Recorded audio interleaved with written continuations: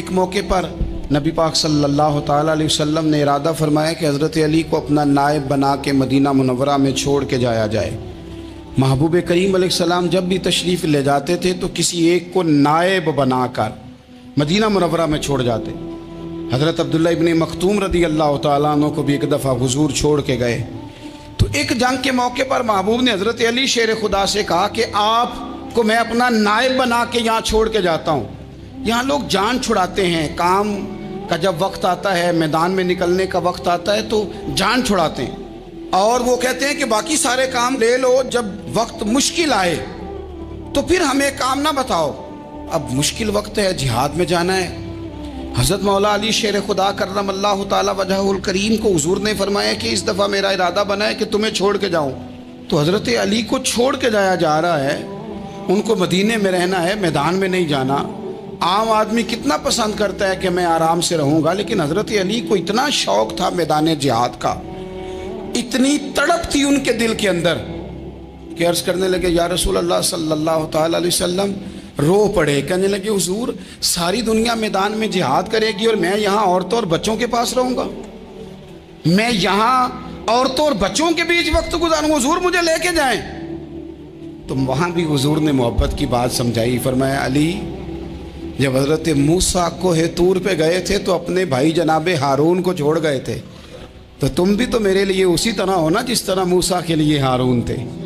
لیکن فرمایا یہ یاد رکھنا میرے بعد نبی کوئی نہیں، حضرت موسیٰ بھی نبی ہیں اور جناب ہارون بھی نبی ہیں علیہم السلام، لیکن وہ انہیں چھوڑ کے گئے تھے، میں تمہیں چھوڑ کے جا رہا ہوں۔ کہ ایک بات اپنے ذہن کے اندر بٹھانا کہ میرے بعد کوئی نبی نہیں آئے گا۔ تو ایک شخص تھا عمر بن عبد ود، 90 سال کا بوڑھا، لیکن جب تلوار لے کے میدان میں آتا تھا تو 1000 آدمی کے مقابلے میں لڑتا تھا، اور لوگ جگہ جگہ یہ کہتے تھے تو اس طرح ہے جس طرح عمر بن عبد ود لوگوں کو ڈراتا ہے، تو اس طرح ہو گیا۔ یہ اس کے ارد گرد کے لوگ اس کی مثالیں دیتے تھے۔ جنگ خندق جب ہو رہی تھی تو یہ مقابلے میں آ گیا، تو حضرت علی المرتضیٰ شیر خدا کرم اللہ تعالی وجہ الکریم بھی تشریف فرما تھے۔ اب پورے عرب کے اندر اس کے بارے میں یہ کہا جاتا تھا کہ اس سے نہ لڑو، وہ تو خونخوار ہے، وہ تو درندہ ہے، وہ تو جنگلی شیر کی طرح آتا ہے، وہ تو کاٹ کھانے کو دوڑتا ہے، اس سے کون لڑے۔ ایک خیال تھا، اور وہ پراپوگنڈا بعض اوقات اتنا زیادہ کسی کے بارے میں ہوتا ہے کہ ذہن میں بچے لوگ آتے ہیں نا بچہ دم کرانے کے لیے تو کہتے ہیں پیر صاحب بڑا ضدی ہے، کسی کی بات نہیں مانتا، باقی بچے ٹھیک تھے، یہ تو بڑا ہی نالائق نکل آیا ہے۔ تو میں کہتا ہوں کہ آپ اس کے سامنے یہ والی باتیں نہ کریں، یہ پکا ہو جائے گا کہ میں ضدی ہوں۔ تو آپ ذہن بنا رہے ہیں اس کا کہ تو اس طرح کا ہے، ذہن بنا دیا لوگوں نے کہ عمر ابن عبد ود کے مقابلے میں کوئی نہیں آ سکتا۔ خندق میں یہ آیا، اس نے للکارا مسلمانوں کو، آؤ وہ تمہاری جنت کدھر ہے جس کے بارے میں تم کہتے ہو کہ ہم شہید ہوں گے، تو آؤ میرے مقابلے میں نکلو۔ جب اس نے پہلی دفعہ للکارا تو ابھی بات ختم نہیں ہوئی تھی کہ مولا علی تلوار لے کے اللہ اکبر کہتے کھڑے ہو گئے۔ حضور نے فرمایا بیٹھ جاؤ، حضرت علی پھر بیٹھ گئے۔ وہ پھر پکارا اٹھو کوئی میرے مقابلے میں، تو مولا علی شیر خدا پھر کھڑے ہو گئے، پھر کھڑے ہو گئے۔ حضور نے فرمایا بیٹھ جا۔ ایک شخص نے کہا علی یہ عمر بن عبد ود ہیں، فرمایا مجھے پتا ہے۔ نہیں سمجھے آپ بات، میں آپ کو سمجھا کے لایا ہوں پیچھے سے کہ پراپوگنڈا کرتے ہیں نا لوگ، ہو آگے نہ جانا، یہاں کرنٹ بڑا زیادہ ہے، وولٹیج بڑے سخت ہیں، تو آگے نہ بڑھنا۔ بھائی کیا ہو جائے گا، اٹھ باندھ کمر کیوں ڈرتا ہے، پھر دیکھ خدا کیا کرتا ہے۔ حضرت علی تیسری دفعہ اس نے کہا نا ہے کوئی، تو حضرت علی پھر اٹھے۔ اب تو رسول پاک صلی اللہ تعالی علیہ وسلم نے تھپکی دی۔ بعض جگہ یہ ہے کہ حضور نے خود تلوار تھمائی، سر پہ امامہ باندھا، اور حضور نے فتح یابی کی دعا فرمائی۔ حضرت علی گھوڑے پہ بیٹھے نکلے، اور جب اس کے سامنے گئے تو جا کے کہنے لگا میرا پتہ ہے۔ حضرت علی فرمانے لگے تو اپنا چھوڑ، میرا پتہ ہے تجھے، مجھے تو جانتا ہے۔ کہنے لگا میں 1000 کے مقابلے میں اکیلا لڑتا ہوں۔ حضرت علی شیر خدا فرمانے لگے پتہ نہیں تو کن سے لڑتا رہا ہے، جانے وہ کون ہے جن سے تو لڑتا رہا ہے، وہ کون 1000 تھے جو تیرے مقابلے میں آتے تھے، پتہ نہیں تو۔ کہنے لگا میرا نام میری ماں نے عمر بن عبد ود رکھا ہے۔ فرمایا چھوڑ تو، میری ماں نے میرا نام حیدر رکھا ہے۔ کہنے لگا تیری عمر چھوٹی ہے، کوئی بڑا لا، فرمانے لگے یہ تو جب ہنجے میں پنجہ ملے گا تو پتہ چلے گا عمر کس کی چھوٹی ہے، ابھی تو کہانیوں سے متاثر کرنا چاہتا ہے، تو چاہتا ہے کہ تو پریشر ڈالے اور میں تیری بات سنوں، تو مقابلے میں آ، ڈینگے نہ مار، کہانیاں نہ سنا، دیواریں ہلتی رہتی ہیں اور در کانپ جاتا ہے، علی کا نام سن کے اب بھی خیبر کانپ جاتا ہے، تو مقابلے میں آ، تو باتیں بنا رہا ہے، کہانیاں سنا رہا ہے۔ وہ کہنے لگا تو بچہ ہے، میں چاہتا نہیں تیرا خون بہاؤں۔ تو حضرت علی کہنے لگے میں بڑے دن سے پریشان ہوں کہ کسی بے ایمان کا خون بہایا کیوں نہیں، میرا بڑا دل کر رہا ہے تیرا خون بہاؤں۔ اس نے بڑی زوردار ضرب لگائی، غصے میں اتنا پاگل ہوا، کیونکہ اس کے بارے میں معروف تھا کہ وحشی مزاج آدمی، اتنا سخت پاگل ہوا غصے میں، اس نے اپنے گھوڑے کے پیر کاٹ ڈالے، پہلے تلوار گھوڑے کو دے ماری، اس کو کاٹ کے دوڑا۔ یہ کیوں کرتے تھے لوگ، عرب کے لوگ اس وقت یہ کام کرتے تھے کہ ہم نے گھوڑا ہی مار ڈالا ہے تاکہ ہم بھاگ نہ سکیں، کہتے ہیں نا کشتیاں جلا دی ہیں کہ اب واپس جانے کا راستہ ہی بند ہو جائے، گھوڑے کے پیر کاٹ ڈالے کہ بھاگنا نہیں، اور بڑی زور سے اس نے ضرب لگائی حضرت علی پر۔ حضرت علی نے جب روکی تو وہ ڈھال ٹوٹ گئی حضرت مولا علی کی، اور آپ کے امامے کو اس کی تلوار بھی لگی۔ آپ نے فرمایا دکھا لیا تو نے زور، اب میری باری ہے۔ حضرت مولا علی شیر خدا کا قد بظاہر چھوٹا تھا، صحابہ کہتے ہیں ہم دور سے دیکھ رہے تھے، اللہ اکبر کہہ کے تھوڑا سا زمین سے وہ اٹھے، تھوڑا سا اٹھے، اور پھر دوبارہ نہیں انہیں تلوار چلانی پڑی، ایک ہی ضرب لگائی اور اس کے دو ٹکڑے کر کے اسے زمین پہ پھینک دیے۔ تو عزیز دوست آپ یاد رکھیں گے اس بات کو کہ اپنی زندگی کے اندر مروب ہونا چھوڑ دیں، روب میں ہو۔ تاتاریوں نے مسلمانوں کو مروب کر لیا تھا، روب ڈال لیا تھا کہ ہم بہت بڑے لوگ ہیں، یہی آج ہمارے ساتھ بہت سارے لوگ کرتے ہیں، دلوں میں روب آ جاتا ہے، امیر رشتہ دار کا، فلانے کا، پھر وہ جو مرضی کرتا ہے۔ تاتاریوں کی ایک بی بی وہ کیا کرتی، وہ 9-10 مسلمان نوجوانوں کو سڑک پہ کھڑا کر جاتی، کہتی ادھر کھڑے ہونا، میرے آنے تک ہلنا نہ، جوان ہے لیکن روب ہے نا کہ یہ بڑے وحشی ہیں۔ وہ اکیلی بی بی اندر جاتی، تلوار لے آتی، اور وہ کھڑے ہیں، وہ بھاگے بھی نہیں، اتنا ڈر گئے، ٹانگیں کانپ رہی ہیں، بھاگنے کی بھی جرت نہیں کر رہے، تسلی سے گئی ہے، تلوار لے کے آئی ہے، اور اس نے 9 جوان مسلمانوں کے گلے کاٹ دیے۔ اس روب سے نکلیں باہر، نوجوانوں سے کہتا ہوں نکلو۔ اور جن لوگوں نے دنیا میں انقلاب برپا کیا وہ غریب گھروں کے تھے، وہ لوگ تھے کہ جو بظاہر کسی بڑے قبیلے سے نہیں تھے۔ ہم محنت کریں، تعلیم حاصل کریں، جد و جہد کریں، مشقت کریں، اپنی زندگی میں کچھ مقاصد کے حصول کے لیے آگے بڑھیں۔ اور اگر آپ کہیں کہ دائیں بائیں میرے فلاں آدمی مجھے یہ مشورہ دے رہا ہے، تو کچھ لوگ دنیا میں باتیں کرنے آئے ہیں، انہوں نے باتیں کرنی ہیں اور بڑا فائدہ ہوتا ہے، ان کو باتیں کر لینے دیں، ان کو کرتے رہنے دیں۔ کام کرنے والا بندہ کام کرتا ہے اور کرتا ہی چلا جاتا ہے، وہ منزل تک پہنچ جاتا ہے۔ تو حضرت علی کے مزاج میں دلیری ہے، ہمت ہے، ایک بات، اور دوسری بات دانائی، حکمت۔ یہ جو ہمارے فیصلے ہیں نا جذباتی، اور جناب آج فلانے نے یہ کہہ دیا تو میرا پروگرام یہ بن گیا، تو پھر کل کسی نے اور کچھ کہہ دیا تو میرا پلان اور بن گیا۔ میں سب سے زیادہ ان لوگوں کے حق میں پریشان ہوتا ہوں جو سویرے کچھ اور کہتے ہیں، دوپہر کو کچھ اور کہتے ہیں، شام کو کچھ اور کہتے ہیں۔ بھئی آپ کا کوئی نظریہ ہونا چاہیے، کوئی ویژن ہونا چاہیے زندگی میں، آپ کے اندر کوئی حکمت اور دانائی ہونی چاہیے۔ اس کے لیے کیا کرنے کی ضرورت ہوتی ہے؟ اس کے لیے ضرورت ہوتی ہے کہ آپ کا ذہن ایک طرف ہو۔ میرے اسلاف فرمایا کرتے تھے زندگی میں ایک کام کر لو پر صحیح کر کے کر لو۔ ہم نے تو سارے کام کرنے ہیں۔ آج کل ہر بندہ صحافی ہے، ہر بندہ تجزیہ نگار ہے، ہر بندہ سیاستدان ہے، ہر بندہ ہی مفتی ہے، ہر بندہ ہی جناب واعظ ہے، ہر بندے کے پاس ہی کچھ مسئلے۔ اس کا نقصان یہ ہے کہ کسی کے پاس بھی کچھ نہیں۔ وہ کسی درویش نے کہا تھا کہ جب سب لیڈر ہوں تو سمجھو کوئی لیڈر نہیں، کیونکہ سارے جو لیڈر ہو گئے۔ میرے عزیز ایک طرف ذہن کو رکھیں اور اپنے اس کام میں کمال پیدا کریں۔ حضرت مولا علی شیر خدا کو اللہ نے حکمت دی تھی۔ نبی پاک صلی اللہ تعالی وسلم کے صحابی حضرت عبداللہ ابن مسعود رضی اللہ تعالیٰ عنہ فرماتے ہیں، امام ابو نعیم نے لکھا ہے کہ حضرت عبداللہ ابن مسعود فرماتے ہیں نبی پاک صلی اللہ علیہ وسلم نے فرمایا اگر حکمت کے 10 حصے کیے جائیں نا، دانائی کے 10 حصے کیے جائیں، تو اس میں سے 9 حصے اللہ تعالیٰ نے حضرت علی کو عطا فرمائے ہیں۔ और एक किस्सा बाकी लोगों को मिला है। दाना थे, मामला फहम थे। कुछ बंदे बड़े मुनाफिक किस्म के थे, तो हज़रत अली आसान हो गई तो वो हज़रत मौला अली शेर खुदा के पास आ गए, आसान हो गई। हज़रत अली ने जमात करानी, उनका ख्याल था कि आज हमने जमात लेट करानी है किसी तरीके से। हम चूँकि ज़्यादा बातें, मैं दोस्तों से कहता हूँ बहुत ज़्यादा खबरें ना देखा करो, बहुत ज़्यादा भी चीज़ें ना सुना करो। आप तो मेरे भाई मोबाइल के अंदर चले जाएंगे, फिर बाहर की दुनिया तो और है। तो थोड़ा बाहर भी निकलें तस्वीरों से, थोड़ा बाहर भी आएँ, दीगर मामलात भी देखें। हमें बड़े बड़े अच्छे लोग ज़िंदगी में मिल जाएंगे, लेकिन हम उनके करीब नहीं जाते, हम देखते नहीं कि असल बात क्या है, सुनी सुनाई चीज़ों पर ज़्यादा गुमान करते हैं। अब हज़रत अली चूँकि बड़े दाना थे, मुसल्ले पे बढ़ रहे हैं, जमात खड़ी करनी, अल्लाह अकबर कह रहे हैं। बंदों का ख्याल था नमाज लेट करानी है।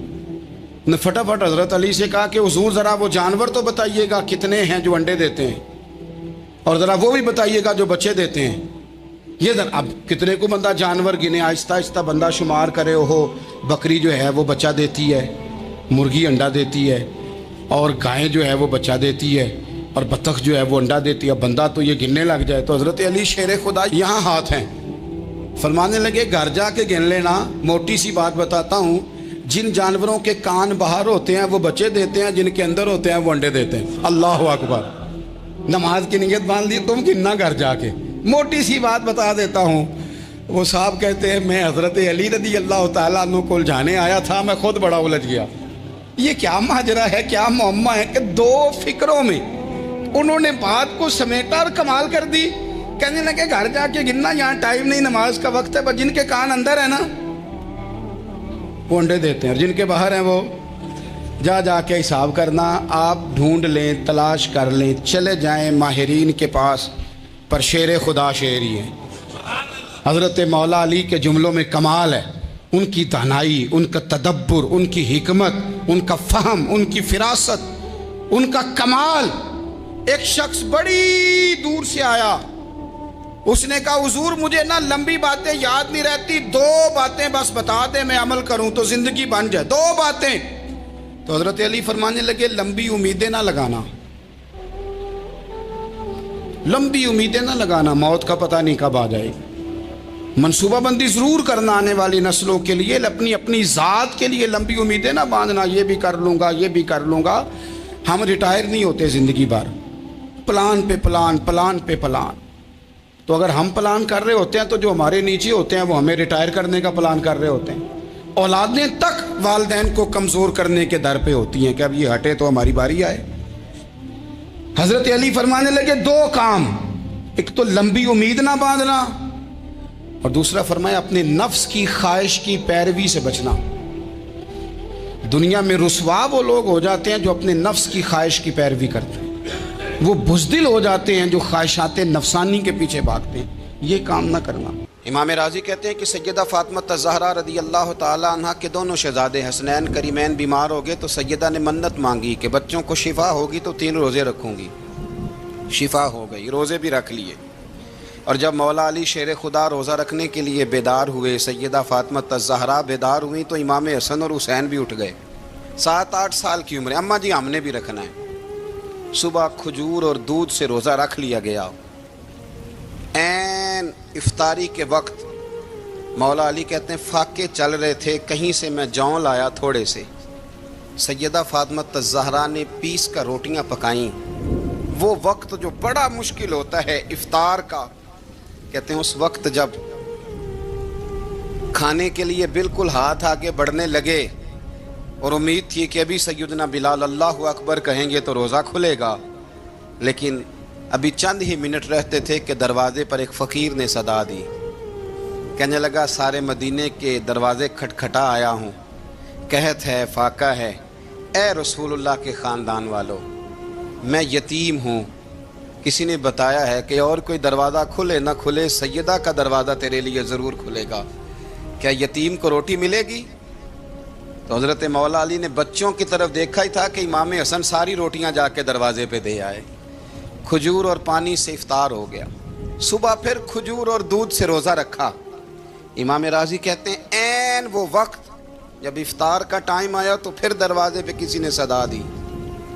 کہا رسول اللہ کے خاندان والوں میں مسکین ہوں، رات سے روٹی کھائی ہے، نہ صبح کھا سکا نہ دوپہر، کسی نے بتایا ہے کہ اس دروازے سے خالی کوئی نہیں جاتا۔ امام حسن نے پھر سارا لنگر اٹھایا اور پھر جا کے دے دیا۔ تیسرا دن پھر ہوا۔ مجھے لگتا ہے کہ جب افطار کا ٹائم آیا ہوگا نا تو یہ خود ہی سارے دروازے پہ دیکھتے ہوں گے، یہ کوئی آیا نہیں لینے والا ابھی تک۔ لگتا ہے کہ نظریں دروازے پہ تھیں۔ عین افطار کے وقت 3 روٹیاں جب جاؤں کی پک کے آئی تو ایک بھکاری نے صدا دی، کہنے لگا میں قیدی ہوں، آج ہی قید سے رہائی ملی ہے، پہلے دن کسی کے دروازے پہ صدا ملی ہے، دی ہے روٹی ملے گی۔ امام حسن وہ کھانا دے کے واپس لوٹے، کھجور اور پانی سے افطار ہوا، اور جیسے ہی مسجد نبوی میں تینوں باپ بیٹا نماز پڑھنے گئے تو مولا علی کہتے مجھے بتانا نہیں پڑا، رسول کریم نے میری طرف دیکھ کے فرمایا علی تیرا، فاطمہ کا، حسن اور حسین کا 3 دن والا عمل خدا کو بھی بڑا پسند آیا ہے اور محمد مصطفیٰ کو بھی بڑا پسند آیا ہے، بڑا پسندیدہ عمل۔ میں کہتا ہوں کہ حضرت فاطمہ نے نا ان کی تربیت پہلے ہی کر دی تھی، 3 دن بغیر افطار کے روزہ رکھنے کی، وہ ٹریننگ گھر سے ہو چکی تھی۔ اب میدان کربلا میں 3 دن بھوکا پیاسا رہنا ان کے لیے مشکل نہیں تھا۔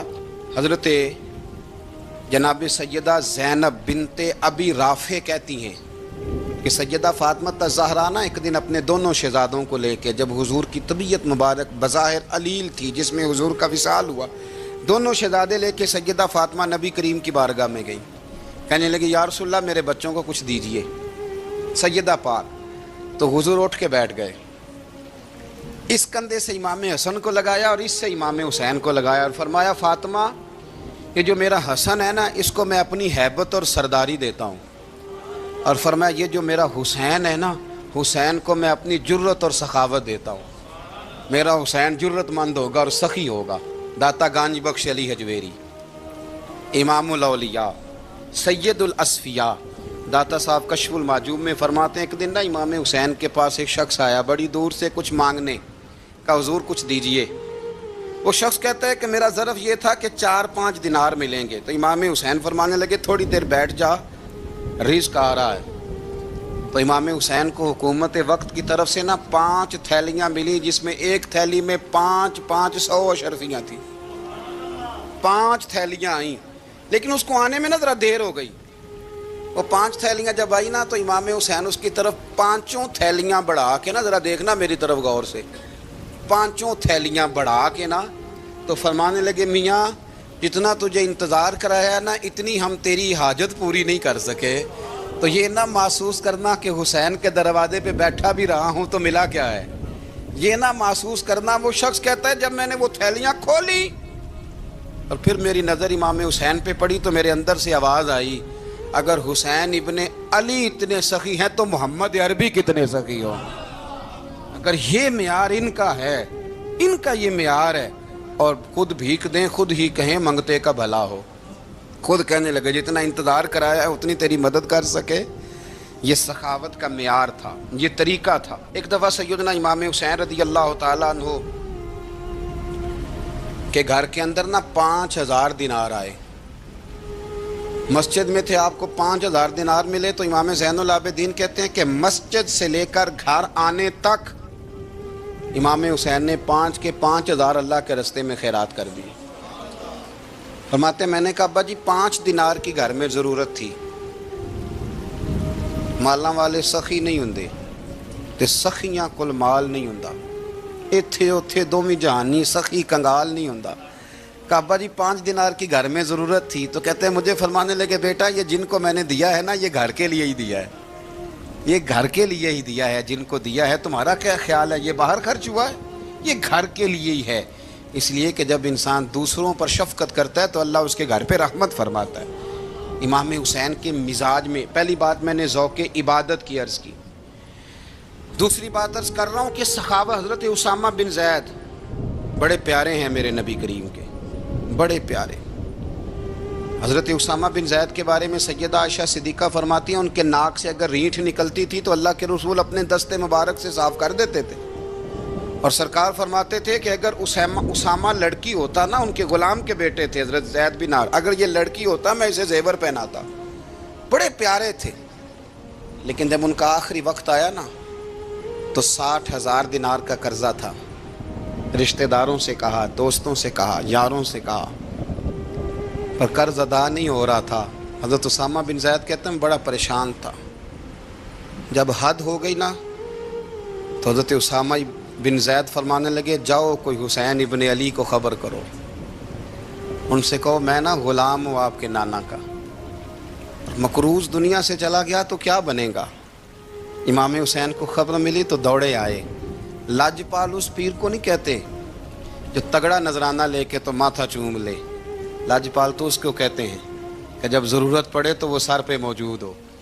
حضرت سیدنا امام حسین تشریف لائے تو جناب اسامہ بن زید رو پڑے، کہنے لگے حضور میں نے نا غلامی کی ہے آپ کے نانا کی، اور اس غلامی پہ ناز ہے، اب 60,000 دینار کا قرضہ لے کے دنیا سے جاؤں گا تو میری قبر پہ بوجھ رہے گا۔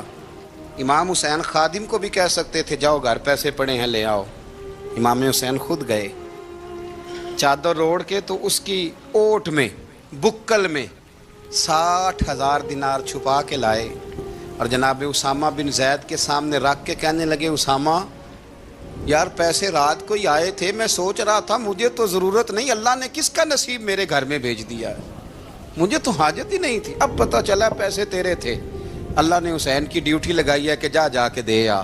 حضرت اسامہ بن زید رو پڑے، فرمانے لگے اللہ آپ کو بہترین صلہ عطا فرمائے۔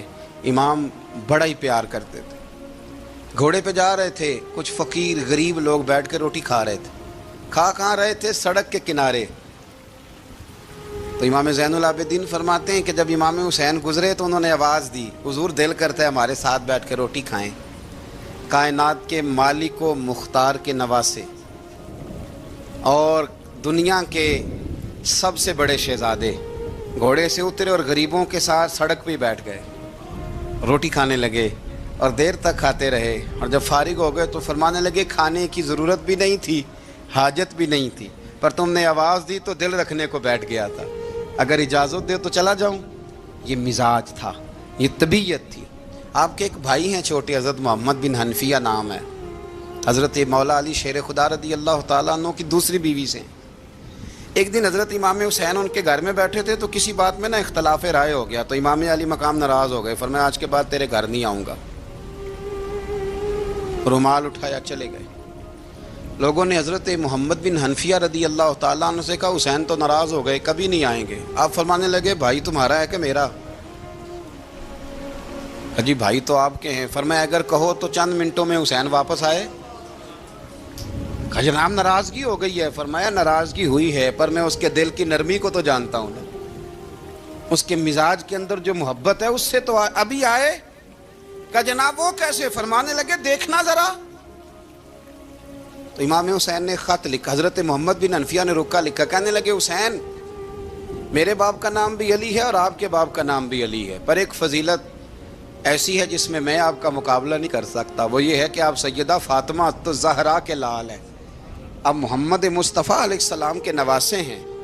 کہنے لگے بھائی جان آپ نے نانا جان کی وہ حدیث تو سنی ہوگی کہ دو لوگ ناراض ہو جائیں تو جو صلح پہلے کرے جنت میں پہلے جائے گا۔ فرمانے لگے دل میرا کر رہا تھا کہ پہلے صلح کر لوں، لیکن پھر بڑے بھائی کو پشت کروں گا جنت میں جاتے ہوئے، یہ بھی تو بے ادبی ہے نا۔ اب خط میں نے لکھ دیا ہے، آپ کا جو ارادہ ہو۔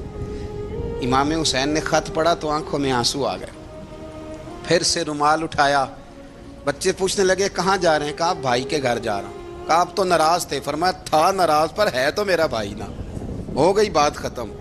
بڑی دل میں نرمی، طبیعت میں سوز، لہجے میں گداز۔ حضرت امیر معاویہ رضی اللہ تعالیٰ عنہ نے ایک شخص کو بھیجا مدینہ منورہ شام سے، تو اس نے کہا میں نے امام حسین سے ملنا ہے، تعارف کیا ہے؟ جناب امیر معاویہ فرمانے لگے مسجد نبوی میں جانا جس کے گرد لوگ سب سے زیادہ ادب سے بیٹھے ہوں اور جس کی باتیں سب سے زیادہ میٹھی ہوں اور جس کی نظریں سب سے زیادہ جھکی ہوں اور جس کے چہرے پر تمہیں سب سے زیادہ وقار نظر آئے وہی علی کے بیٹے حسین ہوں گے۔ جو سب سے زیادہ تمہیں وہاں ماحول کے اندر جو شخص نظر آئے پوچھنے کی ضرورت نہیں پڑے گی۔ وہ شخص کہتا میں مدینے آیا تو میں نے واقعی ایک شخص کو دیکھا، شہد کے گرد مکھیوں کا اتنا ہجوم نہیں ہوتا جتنا امام حسین کے گرد رسول اللہ کے غلاموں کا ہجوم تھا، لیکن نظریں جھکی ہوئی، باتیں میٹھی، لہجہ گداز گداز، لفظوں میں رانائی، اور لوگ کئی باتیں پوچھتے تو علی کے صاحبزادے ایک آدھ جملہ بولتے تو لگتا یہ کہ وہ جملہ سیدھا دل میں اترتا چلا جاتا ہے۔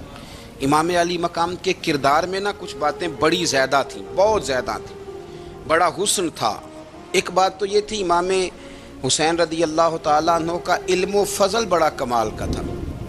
ایک دفعہ صحابہ میں مسئلہ بن گیا کہ بچہ پیدا ہوتا ہے تو اس کا وظیفہ کیسے لگانا ہے۔ امام حسین کا علم و فضل بتا رہا ہوں، علم و فضل، تو بات بڑی پیچیدہ ہو گئی۔ حضرت عبداللہ ابن زبیر کے پاس لوگ آئے، کہنے لگے کہ آپ بڑے صاحب علم و فضل ہیں، آپ نے حضور علیہ الصلوۃ والسلام کے ساتھ وقت گزارا ہے، تو مسئلے کو حل کریں کہ بچہ پیدا ہونے کے بعد حکومت اگر وظیفہ لگائے گی تو کب لگائے گی۔ جب بحث طول پکڑ گئی، مسئلہ حل نہیں ہوتا تھا، تو حضرت عبداللہ ابن زبیر کہنے لگے ہم سے نہیں حل ہوگا، ایک بندہ ہے جس کے سینے میں رسول اللہ صلی اللہ تعالیٰ علیہ وسلم کے نور نبوت کا فیضان ہے، وہ یہ مسئلہ حل کریں گے۔ تو کہا وہ کون سے؟ آپ فرمانے لگے جب ہم سے مسائل حل نہیں ہوتے تو ہم ان کے علم سے فائدہ اٹھاتے ہیں۔ کہا کون ہے؟ کہا جناب امام حسین۔ تو لوگ حضرت امام حسین کے پاس گئے، کہ حضرت یہ ایک مسئلہ الجھ گیا ہے کہ بچہ پیدا ہو تو وظیفہ کب لگانا ہے؟ فرمایا الجھنے والی بات ہی کوئی نہیں، پیدا ہونے کے بعد جب وہ پہلی دفعہ آواز نکالے تو اس کا وظیفہ لگا دو۔ اس کا مطلب یہ ہے کہ وہ دنیا میں آ گیا ہے، اس نے اپنے آنے کا اظہار کر دیا ہے، اعلان کر دیا ہے، اب اس کا وظیفہ لگا دو۔ تو اس پر پھر صحابہ کا اتفاق ہو گیا۔ امام حسین کے علم سے، فضل سے لوگ فیض اٹھاتے تھے۔ حضرت سیدنا امام حسین کی شہادت کے بعد حضرت عبداللہ ابن زبیر رضی اللہ تعالیٰ عنہ نے قاتلان حسین سے خطاب کیا اور فرمانے لگے اللہ کی قسم تم نے اس شخص کو شہید کیا ہے جو راتوں کو لمبے لمبے قیام کرتا تھا، اور تم نے اس شخص کو شہید کیا ہے جس سے میں دن میں جب بھی ملتا تھا تو وہ روزے سے ہوتا تھا۔ تم نے اس شخص کو شہید کیا جو قائم اللیل تھا، صائم الدہر تھا، اس شخص کو تم نے شہید کیا۔ آپ کو پتہ ہے کہ میدان کربلا میں جب 9 محرم کو ابن سعد نے امام حسین سے کہا کہ جنگ کرو اگر یزید کی بیعت نہیں کرنی، تو امام حسین نے فرمایا ایک رات کی مہلت دے دو، ایک رات کی مہلت دے دو۔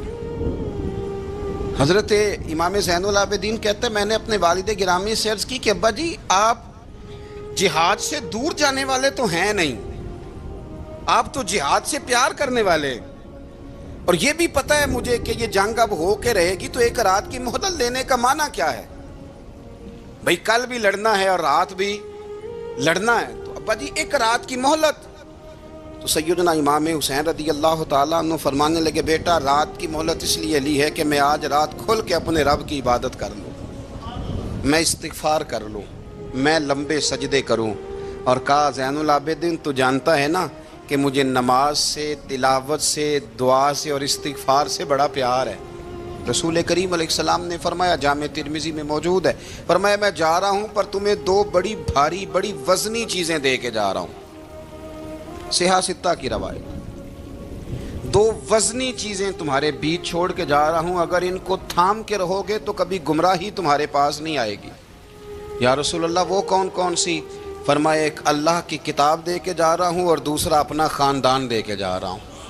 اگر اہل بیت نبوت کو تھامے رہو گے، ہمارے بزرگوں نے لکھا ہے کہ یہ جو حضور نے کتاب اللہ اور پھر اپنی اہل بیت کا تذکرہ فرمایا، تو اس کا مطلب یہ ہے کہ تھیوری دیکھنی ہوئی تو قرآن دیکھنا، اور پریکٹیکل دیکھنا ہوا تو علی اور فاطمہ کو دیکھنا، حسن اور حسین کو دیکھنا، ان کو دیکھنا۔ نبی کریم علیہ الصلوۃ والسلام کے اہل بیت منارہ نور ہیں، ان کی محبت، ان کا پیار کیوں بھلا؟ اس لیے کہ یہ وہ خوبصورت لوگ ہیں جن کو خود میرے نبی پاک نے تراشا ہے، ان کی سیرت میں جتنے رنگ ہیں وہ رسول کریم نے خود بھرے ہیں، ان کی ایک ایک بات کا خیال نبی پاک نے رکھا ہے، حضور نے از خود انہیں اپنی صحبت عطا کی ہے۔ زیادہ دور نہیں تھا سیدہ فاطمہ کا گھر، مسجد نبوی کے ساتھ تھا، اللہ کے رسول دن میں 2 دفعہ جایا کرتے تھے، پھر بھی کبھی کبھی فرماتے فاطمہ میرا دل کرتا ہے آج میں رات تیرے گھر میں قیام کروں، تو سیدہ فاطمہ الزہرا فرماتی ہیں کہ آمنہ کے لال اس طرح بھی میرے گھر میں قیام کرتے تھے کہ حضور چارپائی پہ لیٹتے تھے تو ایک کندھے پہ امام حسن کا سر ہوتا تھا اور دوسرے پہ امام حسین کا سر اقدس ہوتا تھا، اور فرماتی ہیں رات کو کبھی حسنین کریمین دودھ مانگتے تو میں اٹھتی دودھ دینے کے لیے، تو حضور فرماتے لیٹ جاؤ، آج میرے ساتھ سوئے ہیں تو دودھ بھی میں ہی پلاؤں گا۔ تو محبوب اٹھتے ان کے لیے دودھ لاتے برتن سے نکال کے، حضور نے انہیں وقت دیا اور پھر ان کی چھوٹی چھوٹی چیزوں کا خیال رکھا۔ صحیح بخاری میں موجود ہے، تربیت پر توجہ دی۔ امام حسین تشریف لائے، ابھی عمر مبارک 7 سال کے قریب تھی، مسجد نبوی میں صدقے کی کھجوروں کا ڈھیر لگا ہوا تھا۔ چھوٹا بچہ جو ہوتا ہے نابالغ، اس پر شریعت کے احکامات نہیں آتے۔ صدقے کی کھجوروں کا ڈھیر تھا مسجد نبوی میں۔ یہ تربیت ہے، یہ ٹریننگ ہے جو اللہ کے محبوب نے خود انہیں عطا فرمائی۔ صدقے کی کھجوروں کا ڈھیر تھا، امام حسین حضور کے ساتھ آئے تو امام علی مقام نے ایک کھجور اٹھا کے منہ میں رکھ لی۔ شارحین نے لکھا ہے لگتا یہ ہے کہ کئی دنوں کی بھوک تھی، کیونکہ یہ فاقہ اہل بیت کا بڑا محبوب ہے۔ مجبور نہیں تھے، وہ تو خزانوں کے مالک تھے، پر غریبوں سے محبت کی وجہ سے فاقے کیا کرتے تھے۔ یہ ان کی پسند ہے فاقہ کرنا۔ تو ایک کھجور امام علی مقام نے رکھ لی تو اللہ کے رسول نے گلے میں انگلی ڈال کے نکال دی، تو فرمایا حسین یہ صدقہ ہے، یہ میری اہل بیت کے لیے درست نہیں ہے۔ حضور نے خود تربیت کی، اور پھر سیدہ فاطمہ الزہرا نے اپنے بچوں کو تراشا، ان پر محنت کی۔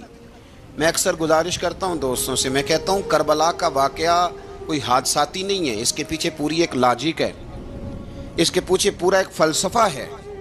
ایسے ہی کوئی آدمی 3 دن بھوکا پیاسا رہ سکتا ہے؟ کسی آدمی کو صبح اس نے کھانا کھایا اور شام تک کھانا نہ ملے تو ٹانگیں کانپتی ہیں۔ رمضان المبارک میں عبادت کی نیت سے روزہ رکھنے والے بھی شام کو بڑے پریشان ہو جاتے ہیں، اور مسلسل 3 دن کھانا نہ کھایا جائے اور پانی نہ پیا جائے، اور حال یہ ہے کہ وہی آدمی تلوار لے کے میدان میں نکلے اور اس کی حالت یہ ہو کہ لوگ اس کے آگے دوڑنا شروع کر دیں، ہزاروں کی فوجیں تاب نہ لا سکیں۔ علی کا گھر بھی وہ گھر ہے کہ جس گھر کا ہر ایک بچہ جسے دیکھو وہی شیر خدا معلوم ہوتا ہے۔ جناب صالبہ بیٹھے تھے، فرمایا فلاں کو بلا کے لاؤ۔ جب بلانے گئے تو رستے میں عورت پہ نظر پڑی، پہلی نظر تو معاف ہے لیکن دوبارہ دیکھ بیٹھے، دوبارہ نظر پڑی تو پریشان ہو گئے۔ خیال آیا میں نے تو خیانت کیا اپنے نبی پاک سے، حضور نے تو منع کیا یہ کام کرنے سے۔ اب واپس حضور کے پاس نہیں آئے، جنگل میں چلے گئے۔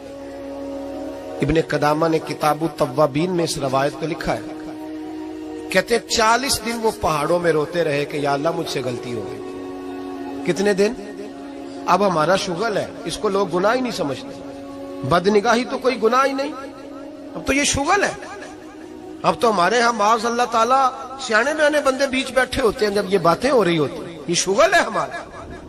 اب تو ابا کے سامنے بچہ وال پیپر گندی تصویر کا لگایا ہوتا ہے، پر وہ کہتا ہے عمر ہے نا جی، عمر ہے نا جی، مجھے پتہ ہی نہیں ہے کتنا گند کر رہا ہے، یہ تباہ ہو جائے گا روحانی طور پر اگر یہ گند دیکھنے میں الجھ گیا۔ تو امام شافعی کا فتویٰ ہے جس کی نظر گندی ہوتی ہے اس کا حافظہ کمزور ہوتا ہے، وہ کوئی بڑا کام نہیں کر سکتا، وہ نفسیات کا مریض ہو جاتا ہے جو گندی نظر والا آدمی ہوتا ہے۔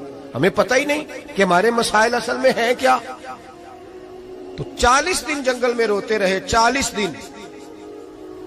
محبوب سارا کچھ جانتے تھے پر خاموش رہے۔ حضرت جبریل امین حاضر ہوئے، عرض کی یا رسول اللہ آپ کا وہ غلام رو رہا ہے۔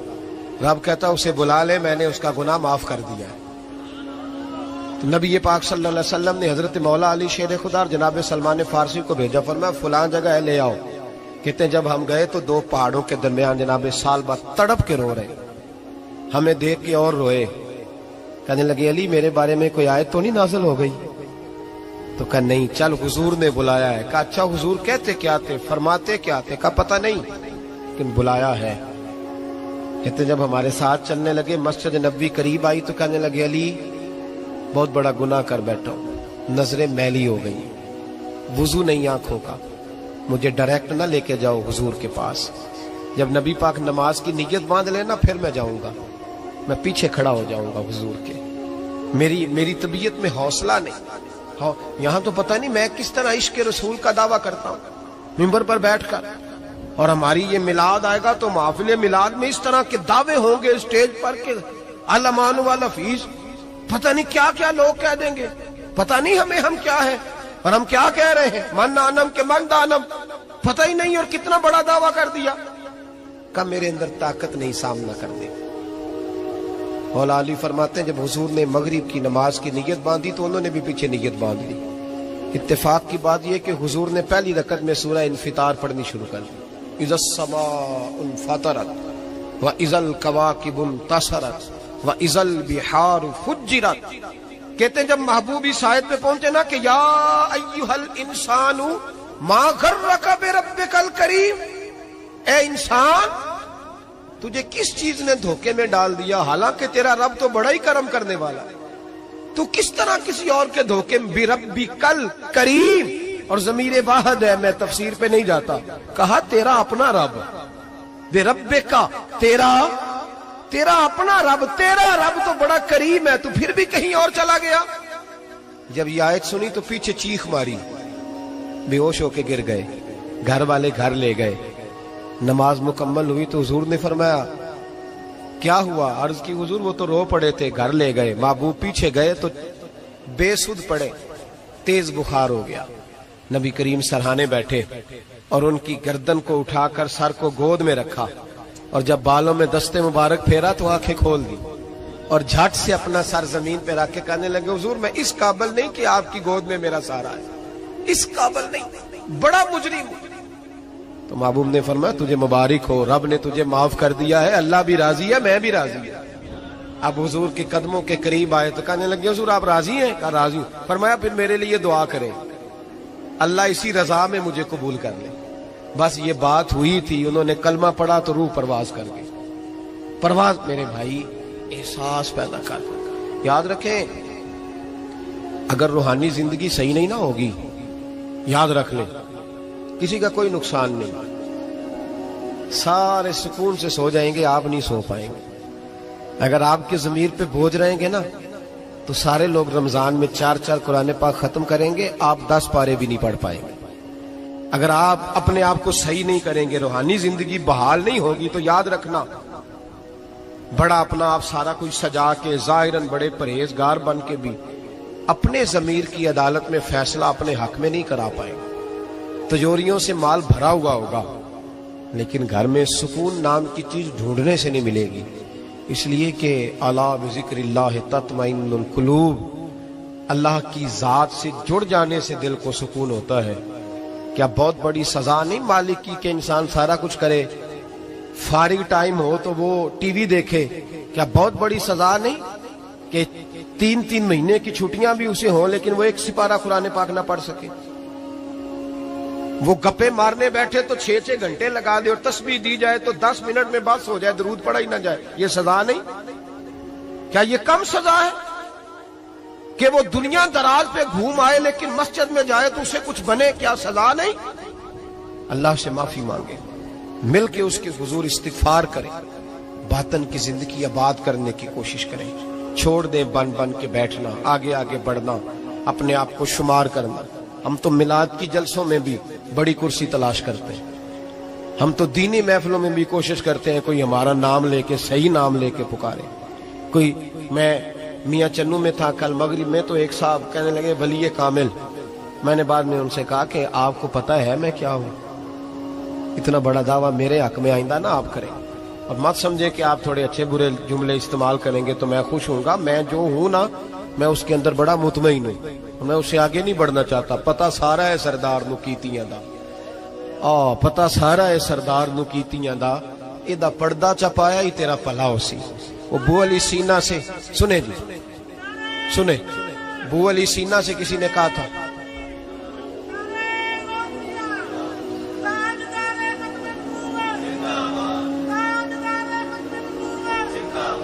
اب ان کی اس بات پر اور اس عمل پر ایک شعر سن لے میاں محمد بخش صاحب کا۔ میاں صاحب کہا کرتے تھے جتن جتن ہر کوئی کھیڑے تو ہارن کھیڑ فقیرہ۔ جتن جتن یہ تو ساری دنیا کرتی ہے نا کہ میں جیتنے جا رہا ہوں، کہتے ہیں جتن جتن ہر کوئی کھیڑے، جتن جتن ہر کوئی کھیڑے تو ہارن کھیڑ فقیرہ۔ جتن دا مل کوڈی پیندا ہی ہارن دا مل ہیرا، جتن دا مل کوڈی۔ بو علی سینہ سے کسی نے کہا کہ کیا محسوس کرتے ہو؟ آج کل کچھ حالات بہتر ہے؟ تو ابو علی سینا چونکہ حضرت ابو الحسن خرقانی کے مرید تھے، ہاں سائنسدان ہونے کے ساتھ ساتھ صوفی تھے، درویش تھے، تو ابو علی سینا کہنے لگے کیا کہتے ہو، حالات کس طرح کے؟ کہنے لگے مجھے اپنے گناہوں کا پتہ ہے، اتنے بڑے گناہوں کے باوجود میری پردہ دھری نہیں ہو رہی، یہ تھوڑا انعام ہے اللہ تعالیٰ کا، اور اسی زمین پر اس کی نافرمانی کرتا ہوں، اس نے رہنے کے لیے جگہ دی ہوئی ہے، تھوڑا احسان ہے اس کا، میں صبح سے شام تک کتنی نافرمانیاں کرتا ہوں پھر بھی پیٹ بھر کے روٹی دیتا ہے، یہ تھوڑا احسان ہے، تو کہہ رہے آگے بڑھا ہے کہ نہیں، یہ بڑی بات ہے کہ اس نے زمین پہ رکھا۔ اعلیٰ حضرت فاضل بریلوی کے والد مولانا نقی علی خان صاحب رحمت اللہ تعالی علیہ، امام المتکلمین، ان کے حالات میں لکھا ہے ایک آدمی کو آپ نے نا جگہ دی، کو 10 مرلے آپ کا پلاٹ تھا یا 5 مرلے کا، اس نے کہا حضور کچھ دنوں کے لیے چاہیے، تو آپ نے وہ جگہ ان کو دے دی، جیسے محلے دار دوست کو شادی بھی ہے، تو 10-15 دن کے بعد چابی مانگی، انہوں نے دے دی، تو کچھ درخت انہوں نے کاٹ لیے، کچھ اپنی مرضی کی ترمیم کر لی، تو مولانا نقی علی خان صاحب رحمت اللہ علیہ ناراض ہو گئے، فرمانے لگے میری زمین تھی، مجھ سے پوچھ تو لیتے کوئی تبدیلی کرنی، تم پتہ نہیں میری مرضی کے خلاف تم نے میرے پلاٹ پر یہ کیوں تبدیلی کی؟ یہ اس آدمی کو کہہ کے نا تو 2 منٹ گزرے تو چیخ مار کے رو پڑے، کہنے لگا حضور کیا ہوا؟ فرمانے لگے سوچتا ہوں میری 10 مرلے کی زمین پر میں نے تمہیں اپنی مرضی نہیں کرنے دی، اور میں روز اللہ کی زمین پر اپنی مرضی کرتا ہوں، روز رب کی، یہ خیال آ گیا، فرمانے لگے جاؤ بھائی جاؤ، مجھ سے غلطی ہو گئی، جاؤ۔ یہ سوچ جب پیدا ہوتی ہے پھر بندہ روز نکھرتا ہے، پھر روز وہ غسل کرتا ہے باطن کا، پھر روز ہر جگہ سے اسے نیا سے نیا سبق ملتا ہے۔ بڑا بندہ وہ نہیں ہوتا جو 20-30 کاریں لے کے چلتا ہے، بڑا وہ ہوتا ہے جو کسی اور کو بڑا سمجھتا ہے، جو اپنے آپ کو چھوٹا سمجھتا ہے، میرے نبی پاک فرماتے ہیں اللہ اسے بڑائیاں عطا فرما دے۔ ترمذی میں حدیث ہے۔ آج کا سبق، آج کا پیغام یہ ہے کہ تزکیے کی کوشش کریں، وَإِنَّكَ لَعَلَىٰ خُلُقٍ عَظِيمٍ، خلق عظیم جو اللہ نے ہمارے نبی کو دیے اور حضور نے ہمیں عطا فرمائے، محبوب کے صدقے اس طرف جائیں، کردار میں اعلیٰ پن پیدا کر۔ الذی خلق الموت والحیات لیبلوکم ایکم احسن عملا، اللہ فرماتے ہیں کہ میں نے موت اور حیات اس لیے پیدا کی ہے کہ تمہارے عمل کی کوالٹی چیک کی جائے۔ انڈسٹری میں جب مال بنتا ہے نا تو اس کی کوالٹی چیک کی جاتی ہے، یہ عام ہے، یہ خام ہے، یہ وی آئی پی ہے، یہ وی آئی پی ہے۔ فرمایا الذی خلق الموت والحیات لیبلوکم ایکم احسن عملا، موت اور حیات کوالٹی دیکھنے کے لیے پیدا کی ہے کہ تم میں احسن عمل کون کرتا، اچھا عمل دیکھیں کس کا ہے۔ باقی اپنے آپ کو بنانے سنوارنے سے تھوڑا تھوڑا بچیں، ایک قدم تھوڑا پیچھے ہٹیں اپنی ذات کے لیے، تو انشاءاللہ روحانیت کے لیے 11 قدم آپ کے آگے جائیں گے۔ دعا کرتا ہوں جو کچھ میں نے کہا اللہ اسے قبول فرمائے، اور جہاں ہم بھول گئے مالک ہم سے درگزر فرمائے، آمین۔ ہمیشہ مدحت خیر الانام میں گزرے، دعا ہے یہ عمر درود و سلام